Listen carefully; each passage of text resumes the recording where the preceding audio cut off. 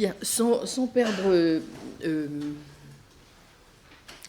plus de temps, je crois que comme nous sommes assez serrés dans le programme, je souhaiterais donc à présent donner la parole à un de nos meilleurs philosophes français, je le dis sans phare, François Clémens, professeur à l'université. Alors, Aix-Marseille Université, AMU. Très bien François, tu sais, ces nouveaux sigles, n'est-ce pas, nous confondent tous. En tout cas, je crois qu'avec lui, n'en déplaise aux critiques des questions externes, je crains fort que nous ayons droit là à une défense du rationalisme en même temps qu'à une défense des questions externes. C'est pourquoi, François, je te laisse vraiment avec grande joie la parole pour que tu nous parles de métaphysique du rationalisme et rationalité de la métaphysique. Merci beaucoup, Claudine, pour ces mots très gentils. Je voudrais d'abord remercier donc très vivement le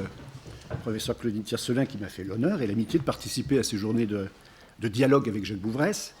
mais aussi, surtout, m'excuser auprès d'elle et de vous tous pour le caractère excessivement ambitieux et même, disons-le, carrément prétentieux et ronflant du titre que j'ai bien imprudemment donné à cet exposé voici quelques mois déjà, sans peut-être suffisamment y réfléchir, et en tout cas sans prendre peut-être la pleine mesure de ce à quoi je m'engageais de façon aussi inconsidérée. Mon seul tort, en l'occurrence, aura été sans doute d'avoir présumé de mes propres forces, car sur le fond, et s'agissant de la thèse par ailleurs relativement banale que je me suis promis d'emblée de défendre, avec mes petits bras, d'un lien en quelque sorte constitutif entre rationalisme et métaphysique, je persiste et je signe. Ce qui nous réunit aujourd'hui, au-delà même du sentiment de profonde gratitude intellectuelle que nous éprouvons tous à l'endroit de Jacques Bouvresse, et tout particulièrement de son exceptionnelle vigilance dans ce domaine particulier, c'est, j'imagine, une commune adhésion, enfin j'espère, une commune adhésion à un certain nombre de valeurs épistémiques qui ont pour nom rationalité, primat de l'argumentation, etc. Et donc un commun attachement, en gros, aux grandes lignes d'un certain idéal rationaliste, tant dans le champ de la connaissance que dans celui des affaires plus prosaïquement humaines. À moins que ne figurent quelques traîtres parmi nous, je partirai également du principe que nous sommes tous également conscients de la nécessité, en effet, d'une reconstruction de la raison. Encore convient-il nous accorder d'abord sur ce qu'il faut entendre juste par là. S'agit-il seulement de défendre les prérogatives de la rationalité dans des domaines aussi différents que l'activité scientifique, la philosophie, l'éthique et la réflexion politique, ou la politique elle-même tout court, ou en d'autres termes de défendre une certaine forme de rationalisme au sens le plus large du terme, face aux nombreuses variétés d'irrationalisme ou d'antirationalisme, plus ou moins militants, qui ont pu proliférer et attirer l'attention des chalands, je dirais de ceux que Isidore Ducasse appelait délicieusement, enfin il ne pensait pas au même, mais les grandes têtes molles, tout au long, disons, simplement du XXe siècle, et donc forcé de reconnaître qu'elles sont encore loin d'avoir cessé d'exercer, hélas, leur assez prévisible pouvoir de séduction. Ou bien veut-on dire, de façon à la fois plus courageuse et plus plausible, que c'est en fin de compte la notion de raison elle-même qui a besoin, effectivement, d'être, sinon reconstruite, du moins largement repensée ou reformulée, non pas tant, ou non pas seulement, du fait des diverses tentatives de déconstruction dont elle a pu faire successivement l'objet depuis la fin du XIXe siècle, mais afin surtout de tenir compte des principaux défis auxquels elle se trouve confrontée aujourd'hui, du fait principalement de l'évolution même de la connaissance scientifique au cours de cette période. Il n'est pas sûr qu'il faille vraiment choisir entre ces deux interprétations possibles de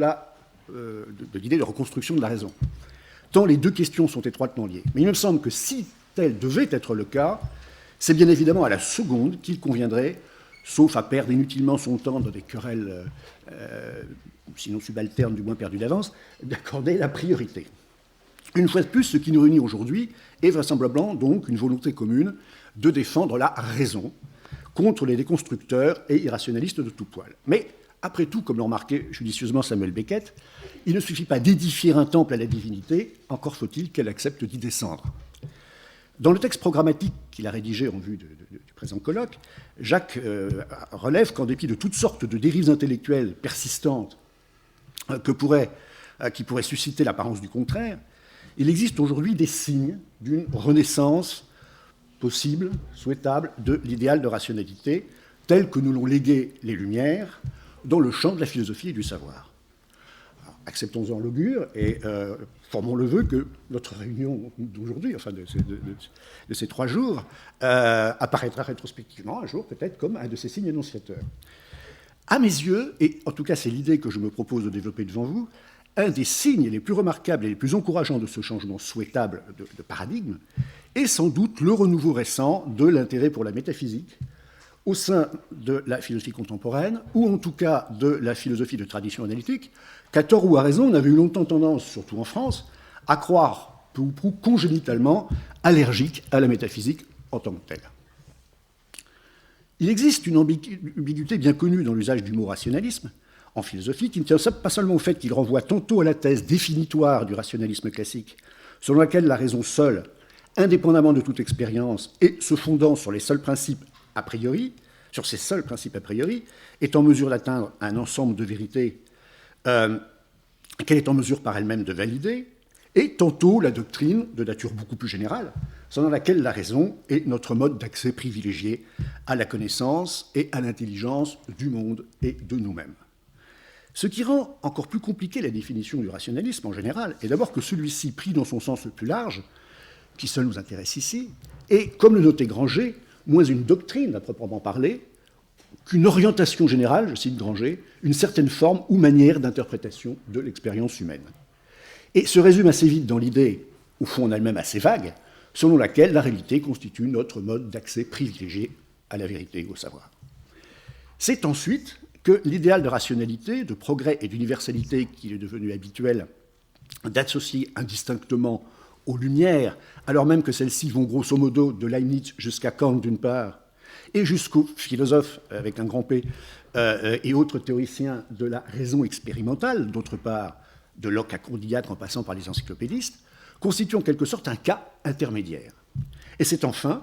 que le lien originaire entre le rationalisme classique, disons le rationalisme au sens étroit, le rationalisme au sens épistémologique du terme, et le rationalisme au sens large, ne se laisse pas si aisément dénouer, ainsi qu'il ressort justement de la considération des rapports entre rationalisme et métaphysique. La cause, de prime abord, semble entendue. Autant il va de soi que le rationalisme classique, ou en tout cas le rationalisme du XVIIe siècle, d'inspiration plus ou moins directement cartésienne, est indissociable d'une certaine représentation métaphysique du monde, autant il semble communément admis que le rationalisme au sens large, et disons pour faire vite moderne du terme, n'est tributaire d'aucune conception métaphysique en particulier.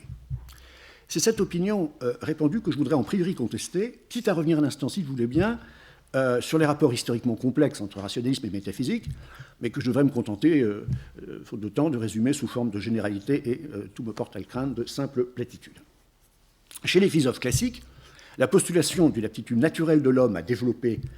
et à fonder en droit ses connaissances à partir des seules ressources natives de son esprit peut évidemment s'exprimer comme une forme de confiance a priori dans la raison comme voie d'accès privilégiée à la nature des choses. En quoi le rationalisme cartésien, pour faire vite, et au-delà de l'hypothèse psychogénétique qui la sous-tend, l'innéisme, peut être considéré malgré tout comme l'une des sources du rationalisme moderne et même contemporain sous sa forme la plus générale. Toutefois, la différence majeure tient bien sûr aux présuppositions, d'une part, et aux enjeux, d'autre part, proprement métaphysiques du rationalisme classique. Le présupposé fondamental, en l'occurrence, est celui d'une intelligibilité intrinsèque du monde, formulée en termes d'ordre naturel et de loi de la nature, ainsi que l'idée d'une forme d'harmonie préétablie entre la structure de notre esprit et celle de la réalité elle-même, que l'homme est en mesure de mettre au jour en usant de sa seule raison et en s'appuyant sur les semences de vérité, comme disait Descartes, que Dieu a placées en lui. Certes, s'il prolonge en ce sens et à sa manière propre le lien qu'établissait le rationalisme antique entre l'ordre du logos et l'ordre du cosmos, ou sa reformulation médiévale sous les traits d'un ordre naturel à la fois rationnel et hiérarchique, le rationalisme classique n'en rompt pas moins, il est vrai, avec la conception qui prévalait jusqu'à lui d'un monde intrinsèquement porteur, non pas seulement d'un ordre, mais aussi d'un sens, un monde ignorant encore la séparation du fait et de la valeur, et amorce à son insu le processus de désenchantement du monde, qui se poursuivra et s'accentuera au cours des siècles suivants. Le fait est qu'en subordonnant l'intelligibilité et la connaissabilité de la réalité physique à sa mathématisation, en privilégiant le quantitatif ou le mesurable au détriment du qualitatif, la révolution scientifique du XVIIe siècle, la fameuse révolution galiléo-cartésienne, ainsi que le modèle mécaniste et corpusculaire d'explication des phénomènes naturels, comme aussi de la perception que nous en avons par le truchement des sens, l'exclusion des qualités secondes, etc., vont creuser peu à peu l'écart entre ce que Wilfrid Sellars appelait l'image scientifique et l'image manifeste du monde. Et c'est comme l'on sait de ce fossé grandissant que s'inquiétera bientôt Berkeley, comme c'est par ailleurs de la séparation à bien des égards parallèles du fait et de la valeur que Hume prendra explicitement acte au XVIIIe siècle. Reste que le rationalisme classique, sous sa forme originelle, est bel et bien tributaire en effet d'un certain nombre de présupposés métaphysiques. Existence de Dieu, ordre naturel, rationalité du réel telle qu'elle s'exprime dans les lois de la nature, etc. Reste aussi qu'une des conséquences ou des implications majeures du rationalisme ainsi compris tient évidemment au fait que si l'entendement humain, bien que fini, est par nature capable de produire des connaissances et de dessiner au moins les grandes lignes, les premiers principes d'une science de la nature indépendamment de l'expérience, alors tout porte à croire qu'il n'est nullement borné à la connaissance du seul univers sensible et qu'il est donc également capable d'une authentique connaissance métaphysique. Or, c'est évidemment ce deuxième lien, ou ce deuxième aspect du lien originaire entre rationalisme et métaphysique, qui va progressivement se défaire au XVIIIe siècle, au fur et à mesure de l'infléchissement de l'idée de raison dans le sens de la raison expérimentale, de la théorisation de celle-ci, dont celle-ci fera l'objet sous la plume des empiristes britanniques, et finalement de la condamnation à partir de Hume de la métaphysique elle-même. C'est une banalité que d'observer que le rationalisme des Lumières, exception faite évidemment pour Leibniz, aura été en très grande partie le fait de philosophes d'orientation empiriste et surtout le plus souvent hostiles à la métaphysique. À cet égard, il n'est nullement besoin de supposer, comme le fait Husserl, dans sa célèbre conférence de 1935 sur la crise de l'humanité européenne et la philosophie, que, je cite, « la figure du développement de la ratio en tant que rationalisme de la période des Lumières a été aussi concevable, fût-il un égarement, et encore moins nécessaire de considérer avec le philosophe allemand que cet égarement aurait pour nom objectivisme ou naturalisme, pour constater qu'en tout cas, et de façon paradoxale, l'émergence d'une forme nouvelle de rationalité au cours de la même période s'est accompagnée de la remise en cause progressive, non pas seulement du type particulier de présupposés, tant épistémologiques que métaphysiques, qui sous-tendait le rationalisme classique, mais plus généralement de l'entreprise métaphysique elle-même. Le paradoxe atteindra sans doute son point culminant au XXe siècle, avec le cercle de Vienne, dont le rejet bien connu de la métaphysique n'aura d'égal que l'attachement à l'héritage de l'Aufklärung. Or, il s'agit bien en effet d'un paradoxe. On admettra sans difficulté, je pense, que le rationalisme pris dans son acception la plus large, autrement dit la conviction, comme je l'ai dit tout à l'heure, finalement assez vague en elle-même, selon laquelle la raison demeure notre meilleur mode d'accès à l'intelligence du monde en général, et de la condition humaine plus spécifiquement, ne dépend d'aucune conception métaphysique en particulier. Je n'en soutiendrai pas moins pour ma part qu'en dépit des apparences, il ne saurait avoir d'avenir pour le rationalisme ainsi compris, sans que ne soit prise suffisamment au sérieux la question de son soubassement, ou, si l'on préfère, de ses conditions de possibilité métaphysique. Reconstruire la raison, oui, 1000 fois.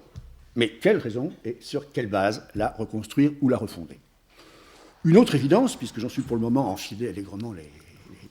platitudes, et qu'on voit mal comment, ne serait-ce qu'au regard de l'évolution de l'ensemble de la connaissance, des procédures de raisonnement et des méthodes d'investigation scientifique depuis le début du XXe siècle, au moins, la raison pourrait être considérée aujourd'hui comme une sorte d'idéal monolithique et intemporel. Selon Granger, la grande découverte hegelienne, c'est l'historicité de la raison. Sans aller forcément jusque-là et sans nécessairement attribuer au seul Hegel la paternité de l'idée en question, force est de reconnaître qu'au vu, plus simplement, des bouleversements successifs qu'a dû subir une certaine conception, lointainement héritée de la philosophie grecque et que n'aura finalement modifié qu'à la marge la révolution galiléo-cartésienne, aujourd'hui, du fait notamment et de la relativité générale et de la mécanique quantique, de la pluralité désormais acquise et apparemment irréductible des calculs logiques, du caractère essentiellement probabilitaire d'un nombre croissant de lois scientifiques, et j'en passe. J'espère que vous ne m'en voudrez pas de mentionner, vous ne mentionnez que pour mémoire, le fameux effet papillon, les théories du chaos, les fractales, les catastrophes et autres structures dissipatives. Il est devenu assurément pour le moins difficile de résister tout à fait à l'idée exprimée par le même auteur, par Granger, que la science progresse, je cite, par dépassement successif des formes périmées de raison, et que celle-ci ne saurait être désormais conçue comme un système clos de principes déterminés a priori, mais plutôt comme un processus plastique et dynamique dont Bachelard observait déjà qu'il ne pouvait survivre qu'en acceptant, je cite, de démultiplier ces domaines en des systèmes provisoirement autonomes. Historicité, diversité, pluralité, et même jusqu'à un certain point relativité culturelle de la figure jadis uniforme de la rationalité, autant de données factuelles qu'un rationaliste conséquent ne saurait de nos jours ignorer, mais aussi autant de défis qui lui incombent en même temps de relever, s'il entend néanmoins défendre l'exigence ou l'idéal tout à la fois d'unité et d'universalité de la raison, qu'il estime, à juste titre selon moi, avoir reçu en héritage de la très ancienne et très précieuse tradition de la primauté du logos sur les instincts, les intuitions, les préjugés ou les attaches communautaires. Aussi ouvert soit-il, parce qu'on parle souvent de rationalisme ouvert, aussi ouvert soit-il, aucun rationalisme digne de ce nom ne peut faire sérieusement l'économie d'une réflexion préalable sur ce qui rend en droit possible au moins une forme minimale de cette universalité de la raison, qui aura été l'une des thèses les plus fortes,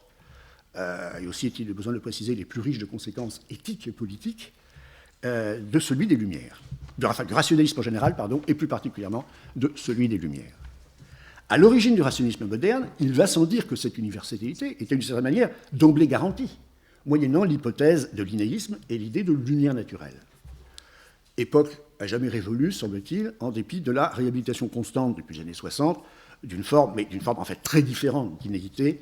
en linguistique d'abord, bien sûr, avec Chomsky, puis en psychologie génétique, ou développementale, et finalement en anthropologie. Une autre façon à laquelle je crois encore moins de préserver l'universalité de la raison en tant qu'opérateur privilégié de la connaissance du monde en tant qu'il se donnait dans l'expérience, consisterait à la subordonner à l'existence et l'activité d'un sujet transcendantal, fût-il devenu entre-temps sujet scientifique collectif et conscient de sa propre historicité. Un transcendantal que, compte tenu de ce qui précède, et si je me rapporte une fois encore à Granger, mais aussi à de nombreux autres auteurs, ne semble plus devoir être conçu lui-même que sur un mode historiquement et contextuellement déterminé, qui nous laisse sur notre faim quant au fond de la question. Aussi avancerai-je benoîtement, pour conclure sur ce point, et conformément à une inclination très longue de ma part en faveur du réalisme, aussi bien épistémologique que métaphysique, qu'en fin de compte, le seul moyen d'assurer le minimum d'unité et d'universalité, les deux faces, à vrai dire, d'une même médaille, que l'on est a priori en droit d'associer à l'idée même de raison, et de préserver envers et contre tout l'idée d'une intelligibilité fondamentale du réel lui-même. Une étape essentielle en ce sens me paraît tenir à la frontière exacte, si vous voulez, de la philosophie des sciences et de ce que Jules Villemin appelait la métaphysique de la connaissance, à la critique récente de la théorie dite humienne de la causalité et à la réhabilitation qui s'en est suivie de cette dernière en tant que catégorie pleinement métaphysique,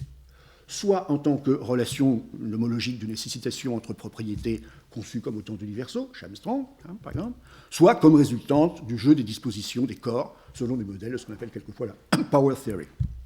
Dans un cas comme dans l'autre, il est clair que la discussion ressortit au moins en partie au registre de la métaphysique. On pourrait multiplier les exemples en ce sens, qui concernent entre autres, en vrac, les espèces naturelles, le problème de la composition matérielle, la statue et le bloc d'airain, le marbre, et bien d'autres encore. Mais, comme on l'aura sans doute compris, le point qui m'intéresse en priorité, sans doute parce qu'il me paraît effectivement le plus décisif, est celui de la métaphysique dite générale, en tant que mise au jour des catégories elles-mêmes les plus générales de l'être. Ici encore, il me semble qu'il s'agit d'un aspect majeur de l'idée, indissociable du programme nationaliste, d'une rationalité ou d'une intelligibilité du monde, mais aussi du postulat, qui ne va pas de soi, qui a été discuté bien sûr, d'un aveuglement fondamental du monde, basic furniture of the world, selon la formule célèbre de Russell, à laquelle fait écho Putnam quand il rétorque, à peine moins fameusement, que le monde n'est justement pas une chambre meublée. Dans ce qui suit, je ne chercherai pas à défendre, contre toutes les formes bien connues désormais de scepticisme, de relativisme, de déconstructionnisme ou de réalisme à visage humain, d'aspiration plus ou moins ouvertement néo-kantienne, la possibilité d'une connaissance métaphysique que j'ai, pour ma part, eu tendance à tenir pour acquise depuis déjà pas mal de temps. Par métaphysique, j'entends donc en priorité, mais sans nécessairement reprendre non plus à mon compte l'anathème jeté par Kant et par ses successeurs sur la métaphysique spéciale, cette discipline que Jonathan Lowe définit comme, je cite, une enquête rationnelle sur la structure fondamentale de la réalité, ou en d'autres termes, sur ce que Williams appelait pour sa part l'alphabet du monde. Lowe lui-même, il est vrai, préfère rattacher la possibilité de la métaphysique à la définition qu'il propose de celle-ci en tant qu'exploration des configurations des possibilités métaphysiques. Bien entendu, il ne s'ensuit pas, comme le remarque d'emblée Lowe, que la métaphysique, je cite, serait en mesure à elle seule de nous dire, en règle générale, ce qui est. Aussi a-t-elle plutôt pour tâche principale de nous dire ce qui peut, ce qui pourrait être et aussi ce qui doit être. Cette thèse d'une relation interne entre la possibilité de la métaphysique et la notion même de possibilité métaphysique s'accompagne chez Lowe d'une forme de répartition des tâches, de division du travail entre métaphysique et science, au terme de laquelle, s'il appartient à la première et à elle seule d'établir l'inventaire des catégories les plus générales de l'être et de dessiner la structure a priori des relations possibles entre étangs de catégories différentes, en bref, de nous dire ce qui peut donc et doit être, il revient en revanche à la seconde, à la science, enfin à l'empirie en général, par quoi je comprends et l'expérience sensible et les sciences empiriques, de nous dire quels sont parmi les possibles métaphysiques ceux qui se trouvent effectivement actualisés dans le monde réel. Lowe, bien entendu, est parfaitement conscient de l'impossibilité de tracer une frontière rigide entre l'un et l'autre pôle, a priori et a posteriori, de la connaissance humaine, y compris du reste au sein de la métaphysique elle-même, comprise dans son sens le plus large. Je n'aborderai pas ici la question délicate de l'indispensable mouvement perpétuel de va-et-vient, d'ajustement réciproque ou de recherche d'un équilibre réfléchi entre cette composante irréductible de la réflexion métaphysique qui relève pour l'essentiel de l'analyse conceptuelle, et d'autre part la prise en compte, l'interprétation et l'analyse critique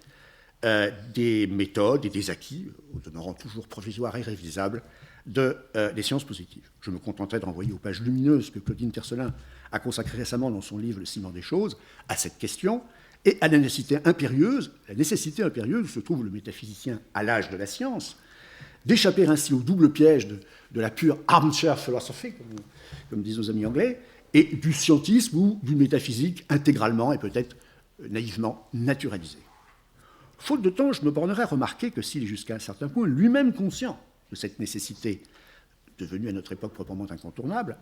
Lowe, pour en revenir à lui, n'en postule pas moins, on l'a vu, l'existence d'une forme de division du travail relativement tranchée entre métaphysique générale et sciences empiriques. Comme il l'écrit dans les premières pages de son livre aussi remarquable qu'influent, The Possibility of Metaphysics, la science empirique nous dit tout au plus ce qui est le cas, et non pas ce qui doit ou ce qui peut être, mais se trouve aussi parfois ne pas être le cas. La métaphysique traite de possibilités, et c'est seulement si nous sommes capables de délimiter le champ du possible que nous pouvons espérer déterminer empiriquement ce qui est réel, enfin actual. Tout en souscrivant pour ma part aux grandes lignes de cette conception, j'observerai qu'elle s'appuie chez Lowe lui-même sur l'hypothèse que le noyau dur, si j'ose dire, de l'enquête métaphysique, autrement dit l'inventaire des catégories les plus générales de l'être, relève en tout cas clairement, quant à lui, d'une analyse entièrement a priori. Or, il me semble, il dit même, enfin, quelques pages plus loin, à la différence des espèces naturelles, ou des essences des espèces naturelles, les catégories métaphysiques sont connaissables, et les essences des catégories métaphysiques sont connaissables a priori. Or, il me semble ici que même ici, les choses sont en réalité un peu plus complexes et que la difficulté de tracer une frontière précise entre a priori et a posteriori,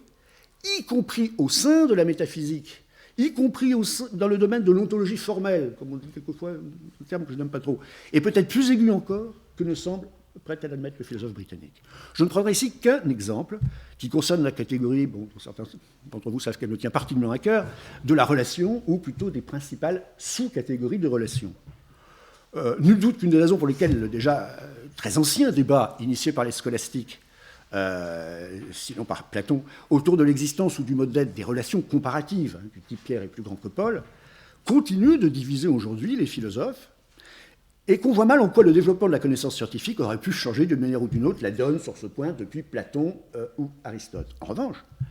là c'est de toute évidence une question qui relève de la seule analyse conceptuelle et de l'argumentation rationnelle. En revanche, je ne vois pas bien, pour ma part, comment la nature et le statut ontologique des relations causales, et à plus forte raison celui des relations spatiales et temporelles, par exemple, pour être établi de façon purement a priori par les seuls moyens de l'analyse conceptuelle, indépendamment de ce que nous dit aujourd'hui la science sur ce point, et ce, même si ce qu'elle nous en dit donne lieu, comme nous le savons tous, à des difficultés d'interprétation absolument redoutables, et requiert de toute façon un long et délicat travail préalable d'éclaircissement conceptuel. À cette nuance près, qui montre tout de même à quel point peut être finalement poreuse la ligne de démarcation présumée entre priori et a posteriori au sein même de la métaphysique générale, ou d'une ontologie formelle, dont l'unique objet serait de décrire la structure de la réalité, ou disons l'ensemble probablement restreint des structures ultimes possibles de la réalité, comprise comme un tout et à son niveau le plus fondamental, je suis naturellement d'accord avec Lau, et à un moindre degré avec Frank Jackson, pour estimer que la métaphysique entendue ainsi est dans une large mesure a priori, et repose, pour user à nouveau d'un terme que Lau lui-même, et nous verrons bientôt pourquoi, n'emploie guère, lui-même repose sur l'analyse conceptuelle. Une des difficultés bien connues de cette position a trait au sens et à la justification même qu'il est éventuellement possible de donner encore à l'idée même d'analyse conceptuelle, en dépit, notamment et même principalement, des objections fameuses et tenues à tort ou à raison pour une sorte de fait acquis par de très nombreux philosophes, à l'encontre des objections de Quine, à l'encontre de la distinction analytique-synthétique, et à travers cette dernière, de la distinction entre vérité conceptuelle et vérité d'expérience. Sans pouvoir revenir ici, aujourd'hui en détail sur cette question, qui m'est arrivé d'aborder en d'autres circonstances, je dirais simplement que, à mes yeux, la voie la plus prometteuse demeure, aujourd'hui encore, celle d'une théorie normative des concepts, du type, en gros, et en première approximation, de celle dont Christopher Peacock s'est efforcé de dessiner les contours dès la fin des années 80, et dont il devait bientôt noter qu'elle implique mutatis mutandis quelque chose d'analogue, je le cite, à la distinction de l'analytique et du synthétique. C'est ce qu'il écrivait dans A Study of Concepts. Rappelons brièvement que la théorie en question, dont Peacock précise au passage qu'il la regarde comme le fruit d'une étude a priori, se présente comme l'équivalent, via une approche des concepts fondés sur leurs conditions de possession, lesquels incluent notamment les engagements canoniques, comme l'a dit Peacock, dont le respect par le sujet est de nature de rendre manifeste qu'il possède et maîtrise effectivement le concept considéré, une sorte d'équivalent donc d'une théorie de la signification, entendue à la manière de Michael Dammett, comme une théorie de la compréhension. Et comment s'en étonner, puisque les concepts ne sont après tout rien d'autre que les constituants, ou plutôt les instruments de l'entendement, de telle sorte qu'une théorie des concepts n'est pas elle-même autre chose qu'une théorie de l'intelligibilité. La différence majeure avec Dammett, au-delà de la thèse de l'indépendance, au moins relative, de la théorie des concepts et de la pensée vis-à-vis de la philosophie du langage, dont Peacock, à la suite de Gareth Evans, s'est fait notoirement l'avocat, la différence essentielle tient par ailleurs au choix d'un manifestationnisme que l'auteur de Study of Concept prend bien soin de distinguer de toute espèce de vérificationnisme. Du fait de son insistance sur les fondements canoniques, les engagements canoniques et autres liens normatifs entre concepts, et donc sur la relation interne entre la possession d'un concept par un sujet quelconque et la maîtrise non nécessairement consciente, non nécessairement consciente des connexions inférentielles entre les pensées au sein desquelles il est susceptible de figurer, la théorie de Peacock n'est évidemment pas sans évoquer les diverses formes de sémantique des rôles conceptuels en philosophie du langage et de l'esprit. De fait, Peacock l'a décrit lui-même comme une variété ou une variante de la sémantique des rôles conceptuels, la SRC, entendue comme théorie des contenus mentaux plutôt que comme théorie de la signification linguistique. Elle ne s'en distingue pas moins de la sémantique standard, j'allais dire, à la NetBlock par exemple, des rôles conceptuels ou inférentiels sur certains points essentiels. Passons sur la question que j'ai l'occasion d'aborder ailleurs, du holisme de la signification ou du contenu auquel la sémantique des rôles conceptuels se trouve à première vue confrontée, du fait de son insistance à individuer les concepts sur la base principalement de leurs liens, de leurs connexions inférentielles. Et que Peacock s'estime en position, mais c'est une autre histoire, de pouvoir déminer en faisant valoir que sa propre théorie ne l'engage qu'à reconnaître qu'une pluralité de simples holismes locaux. Plus important, sans doute, est le fait qu'il ne s'agit pas d'une théorie des contenus étroits, mais au contraire des contenus larges, plus proche en ce sens du fonctionnalisme au bras long d'un Gilad Hammond ou de Jackson et McDowell, et un double titre. D'une part, en ce qu'elle prend en compte et qu'elle établit l'impossibilité de ne pas prendre en compte les relations entre le sujet et son environnement, dans l'établissement des conditions de possession d'une grande partie de ces concepts, et d'autre part, parce qu'elle se donne pour tâche de rendre compte de la manière dont les conditions de possibilité de tous les concepts, quels qu'ils soient, permettent de garantir que les jugements au sein desquels ils sont susceptibles de figurer, et qui par nature visent le vrai, aim at truth, déterminent leurs conditions de vérité, et donc le monde aidant leur valeur de vérité. En quoi il s'agit d'une théorie authentiquement, je ne dirais pas frégéenne, mais néo-frégéenne, qui ne se distingue du même coup de la conception assez largement répandue à la même époque, sous le nom d'une théorie du double composant, ça commence à dater un peu, qui revenait à séparer au contraire, enfin, du moins jusqu'à un certain point, le contenu étroit, défini par son seul rôle inférentiel intracrânien, si j'ose dire, et le contenu large, autrement dit le contenu référentiel et vériconditionnel. Plus important du point de vue qui nous intéresse aujourd'hui est le fait qu'il s'agit d'une théorie, je parle de la théorie de Peacock, ouvertement normative, et non pas simplement descriptive, comme le serait une approche purement psychologique ou cognitive des croyances et autres contenus mentaux. Alors je laisserai ici de côté la question de savoir si, et à quel prix, elle peut néanmoins s'articuler avec une telle approche, et plus largement avec une approche naturaliste de l'esprit et de l'intentionnalité, comme C.S. Peacock au chapitre 5 de son livre A Study of Concept. Au lieu de quoi, je m'en tiendrai pour aujourd'hui aux deux remarques suivantes. D'abord, la notion de normativité est, comme l'on sait, un topos récurrent de la philosophie du langage et de l'esprit de la seconde moitié du XXe siècle, de Quine et Davidson, en passant par toutes sortes de variations autour des principes de charité, de rationalité ou d'humanité en matière d'attribution des concepts et des croyances. Mais la position de Peacock ne saurait justement être considérée comme attributionniste, ainsi que Peacock le fait d'ailleurs lui-même valoir, en mettant notamment en avant que l'attribution en question n'exige généralement pas du sujet une maîtrise complète des concepts, qu'une théorie de ces mêmes concepts formulée en termes de conditions a priori de possession, de conditions de possession semble requérir au contraire. Et deuxièmement, si la théorie des concepts est normative, en tant qu'elle fixe les conditions que le sujet doit remplir afin de pouvoir être légitimement crédité du concept en question, c'est que les concepts eux-mêmes revêtent, écrit Peacock, une dimension essentiellement normative. Alors à ce point, si le concept de X correspond finalement à ce que nous devrions, plus ou moins idéalement, connaître de la nature de X, la question qui se pose est inévitablement de savoir ce qui distingue encore une théorie normative des concepts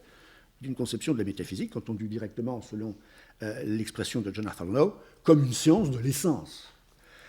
Je vois pour ma part plusieurs raisons de refuser cette équivalence. L'une d'entre elles, et pour m'en tenir ici à l'essentiel, est que je ne vois aucun motif de supposer qu'à chacun de nos concepts, quand bien même ceux-ci pourraient être, sinon définis stricto sensu, du moins informellement caractérisés en termes de leurs conditions plus ou moins idéales de possession, correspond une distinction ontologique en dernier ressort pertinente.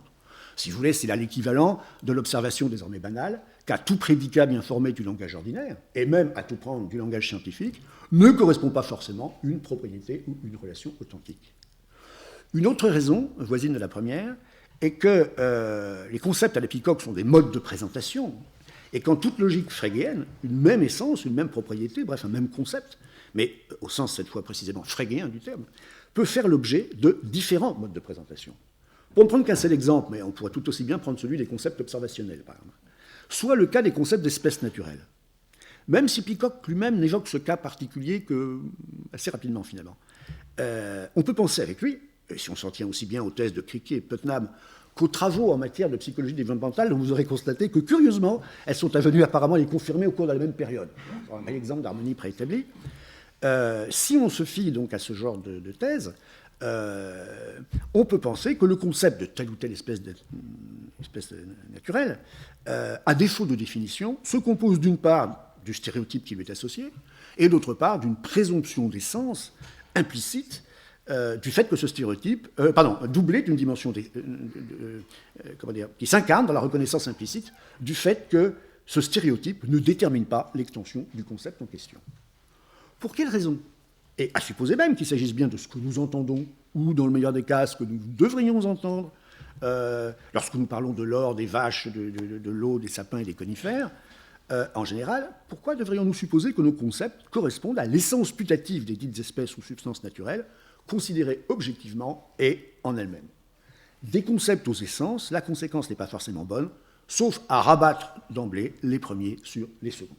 Et je plaiderai pour l'indépendance des essences par rapport aux concepts. Quelle que puisse être par ailleurs, par conséquent son utilité et sa pertinence, au titre de conditions préalables d'une tentative d'éclaircissement de ce qu'il convient d'entendre par analyse conceptuelle, il est clair qu'une théorie des concepts ne constitue au mieux qu'une première étape et qu'elle ne saurait prendre la place d'une authentique enquête métaphysique, conçue, selon les termes de Lowe, donc comme une science de l'essence. Dans un monde idéal, j'aurais sans doute eu le temps de dire un peu plus que ces quelques mots rapides, et le temps de préparer surtout, de dire un peu plus que ces quelques mots rapides sur cette dernière idée. Faute de mieux, je me contenterai de rappeler qu'un des traits les plus remarquables de l'évolution récente de la philosophie analytique tient précisément à la réhabilitation de la notion vénérable et si longtemps décriée d'essence. Notons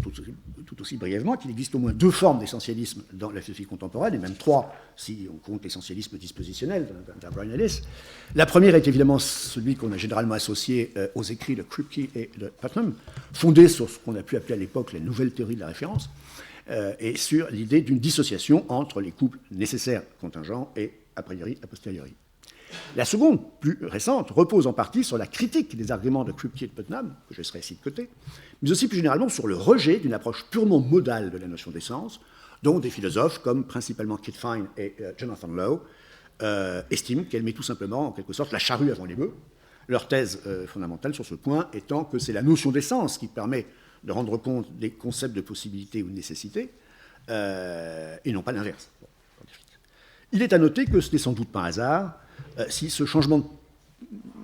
paradigme, là encore, c'est peut-être un bien grand mot, est contemporain d'un regain d'intérêt pour la notion de nature commune, hein, et pour la doctrine qu'on peut faire remonter au moins jusqu'à Avicenne, hein, et reprise ensuite par Dan Scott, etc., de l'indifférence de l'essence par rapport à la distinction non moins traditionnelle entre universaux et particuliers. Mais qu'est-ce à ce compte qu'une essence ? Aussi bien Fine que Lowe se réfèrent régulièrement à la définition de Locke, qui se borne à écrire que l'essence est,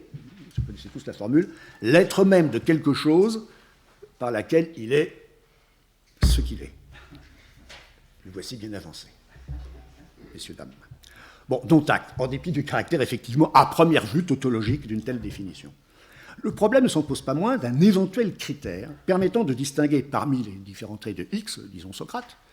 et sans revenir subrepticement à nos plus ou moins vagues intuitions modales, entre ceux qui lui appartiennent en effet essentiellement, par exemple son humanité, et ceux qui ne possèdent en principe que de façon purement accidentelle, comme son célèbre nez Camus. Enfin, en tout cas, la forme du nez. Une partie de la réponse tient dans l'idée, explicitée en détail par Lowe, une partie de la réponse, que statuer sur l'essence d'une entité de type,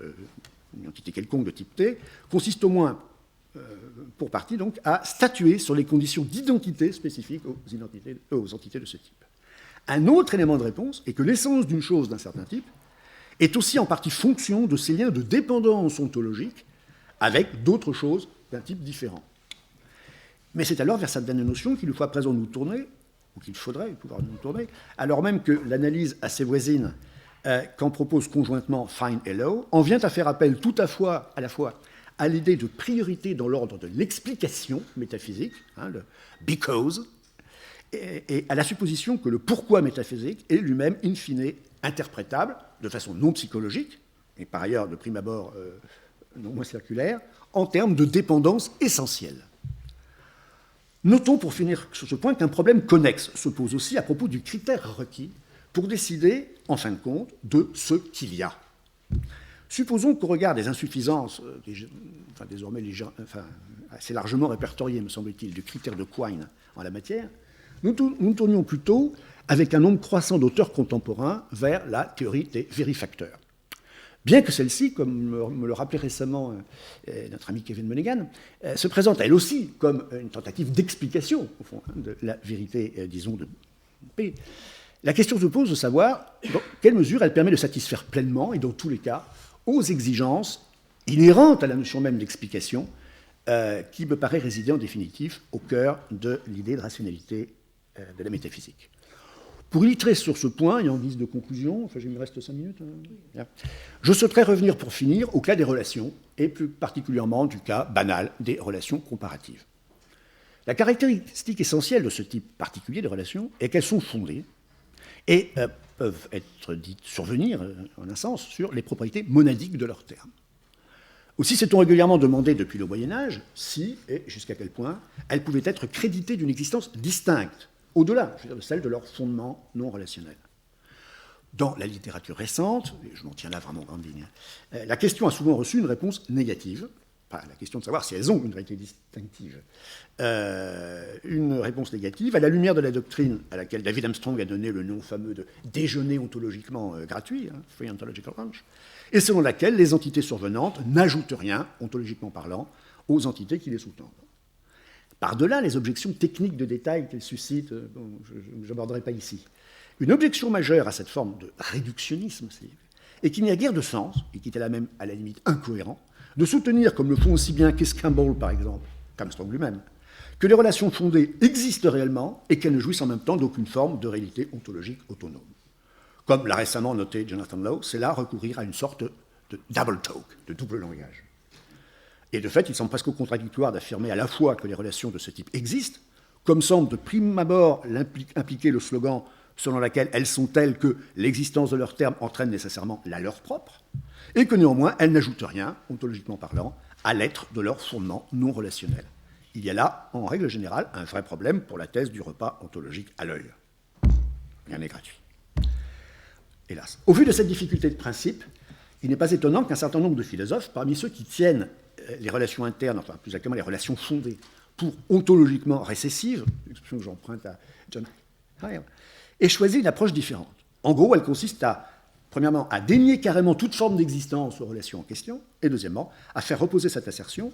non pas sur la stratégie survenance plus déjeuner à l'œil, mais sur un recours plus direct au principe des vérifacteurs.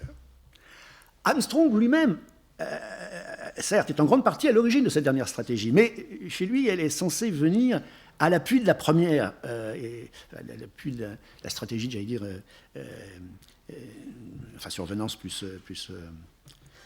déjeuner gratuit, et la conclusion à laquelle il aboutit, selon laquelle la mise au jour des véritables vérifacteurs des prédications relationnelles considérées conduit à une conception déflationniste de leur valeur sémantique,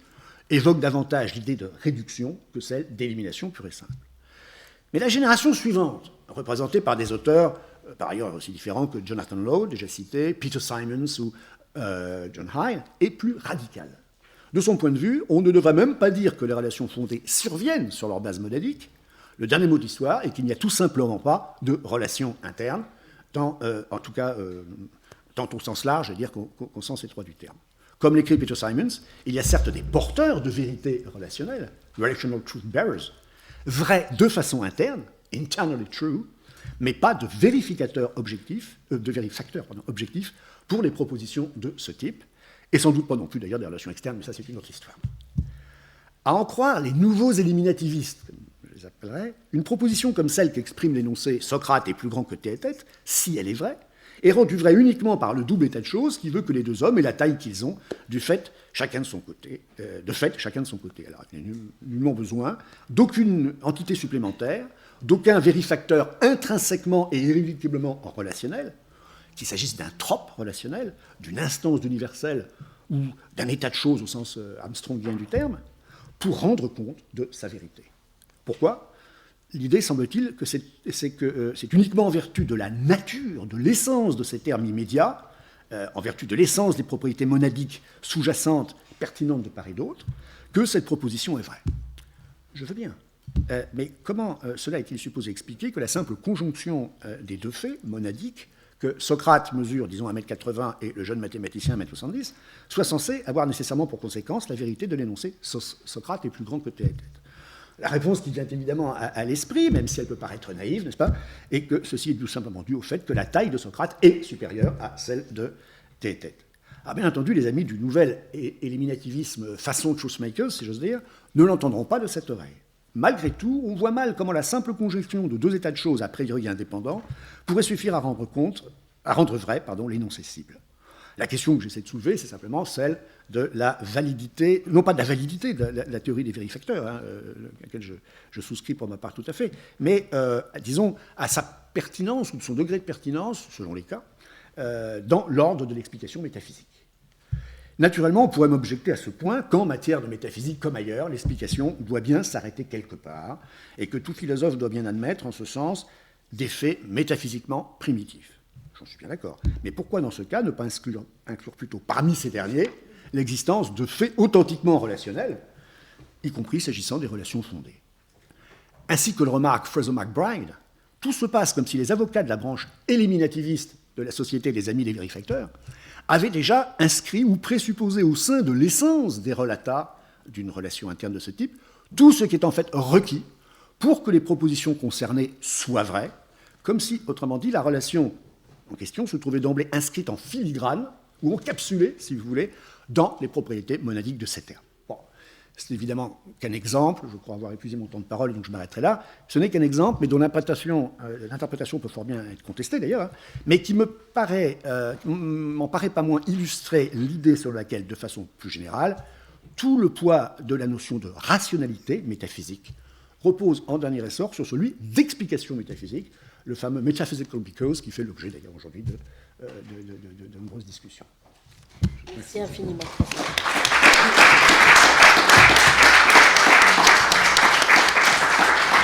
Jacques, j'aimerais bien que tu interviennes là-dessus. Sur la je vais être de métaphysique. Particulièrement bref. Je suis vraiment d'accord sur le principe de ta conférence, c'est-à-dire sur l'idée que s'il y a une chance que nous puissions assister à quelque chose comme une reconstruction de la raison, il faudra suivre le chemin, enfin au moins pour une part, hein, suivre le chemin que tu as décrit, c'est-à-dire arriver à retrouver une notion de la métaphysique comprise au fond à nouveau au sens d'une science générale de l'être et qui de ce fait redeviendrait capable de restituer à la raison quelque chose au moins de ses propriétés d'unité et d'universalité qu'elle possédait autrefois. Là-dessus, je suis tout à fait d'accord. Je dois même dire que si j'avais à commencer maintenant, au lieu d'avoir eu à le faire dans les années 60, c'est probablement dans cette direction-là que j'essaierai d'aller. Malheureusement, je ne peux plus le faire, évidemment. Je suis plutôt préoccupé pour le moment par l'idée d'arriver à terminer un certain nombre de choses que j'ai commencées. Donc, je pense que c'est un domaine que je n'aurai pas l'occasion d'explorer véritablement moi-même. Et je suis au regret de constater que un bon nombre des contributions et des discussions que tu as évoquées sont des choses que je connais assez mal. Mais ce que je peux dire, c'est que je vais suivre ce qui va se passer dans ce domaine avec la plus grande sympathie, ça va sans dire, avec la plus grande attention, parce que je crois que c'est véritablement de ce côté-là qu'il faudra essayer d'aller, de toute façon, et j'ai été très, très, très frappé par ce que tu as dit au début sur la façon dont l'attitude à l'égard de la métaphysique a pu changer. Quand j'ai commencé moi-même,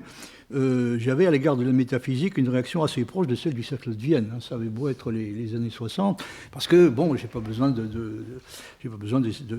d'évoquer de façon plus précise de quel côté il fallait chercher la métaphysique. La métaphysique, à tort ou à raison, c'était Heidegger, c'était des choses de ce genre. Donc, je considère comme éminemment positive